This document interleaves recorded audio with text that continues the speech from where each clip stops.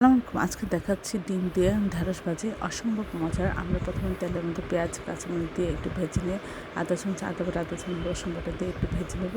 তারপরে ঢেঁড়সটা দিয়ে লবণ দিচ্ছি, আপনারা লবণ পরে দিলেও পারেন। এখানে আদা চামচ হলুদ গুঁড়া, আদা চামচ ধনিয়া গুঁড়া, আদা চামচ জিরা গুঁড়া দিয়ে সামান্য একটু পানি ছিটিয়ে আমরা শুধু মশলাটা গায়ে মাখিয়ে দেবো। আমরা খুব বেশি করে নাড়বো না, একটু আলতোভাবে নাড়াচাড়া করবো, কম নাড়াচাড়া করে আমরা কী করবো, একটু আবার খেয়াল রাখবো নিচের জন্য পুড়ে না যায়। আমরা মাঝখানে একটু তেল দিয়ে এখানে ডিমটা দেবো, দিয়ে একটু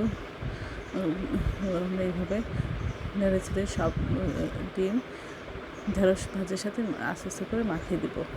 এটা খেতে যে কতটা মজা, আপনারা একবার এই রেসিপিটা ট্রাই করলে বুঝতে পারবেন। এটা অসাধারণ হয়েছিল। সব আমার চ্যানেলটি লাইক করুন, শেয়ার দেবেন, সাবস্ক্রাইব করবেন এবং এই ধরনের সময় শুধু ভিডিও পাওয়ার জন্য আমার চ্যানেলটি সাবস্ক্রাইব করে প্রয়োজনকে বেশি বেশি করে শেয়ার দেবেন। আর আমার চ্যানেলে সব রকমের রান্নার রেসিপি রয়েছে, আশা করি সেগুলি দেখবেন। আর এই অসাধারণ রেসিপিগুলি বাসায় একবার হলে ট্রাই করবেন। সব আমার চ্যানেলটি সাবস্ক্রাইব করে চ্যানেলের পাশে থাকবেন।